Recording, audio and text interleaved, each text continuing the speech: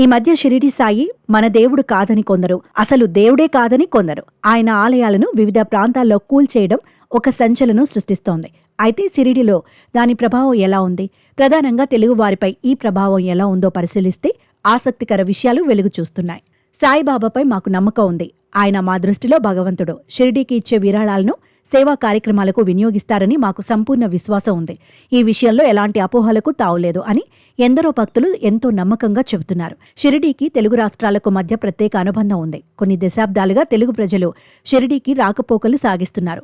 ప్రస్తుతం షిరిడీకి వచ్చే భక్తులలో సగానికి పైగా తెలుగు రాష్ట్రాల నుంచే వస్తుంటారని షిరిడీ తెలుగు అసోసియేషన్ అధ్యక్షుడు వారు వివరిస్తున్నారు.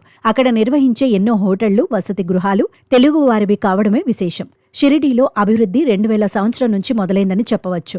ఇక్కడ జరిగే అభివృద్ధి కార్యక్రమాల్లో తెలుగు వాళ్ల పాత్ర ఎంతో ఉంది. రైల్వే, ఎయిర్పోర్ట్, అన్నదాన ప్రసాదాలయం ఇలా అన్ని తెలుగు వాళ్లు కాంట్రాక్ట్ తీసుకుని కట్టినవే అని చెప్పవచ్చు. ఒక మాటలో చెప్పాలంటే 90వ దశకం తర్వాత తెలుగు రాష్ట్రాల నుంచి భక్తులు ఎక్కువ సంఖ్యలో వస్తున్నారని షిరిడీలో స్థిరపడిన వారు చెప్పారు. హైదరాబాద్లో ఒక ఆమె ఉండేవారు. ఆమె పేరు గుర్తులేదు. ఆవిడ వల్ల సాయిబాబా గురించి మాకు ఎక్కువగా తెలిసింది.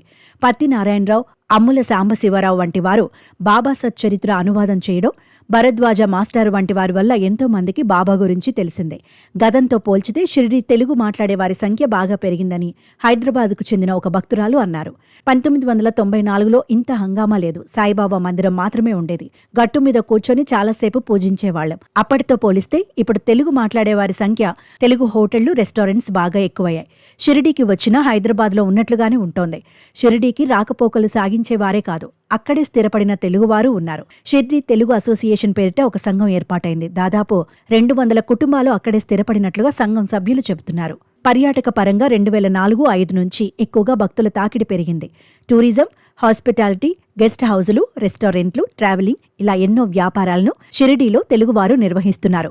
దాదాపు 30 ఏళ్ల కిందట వారానికి ఒకసారి బస్సు వచ్చేది.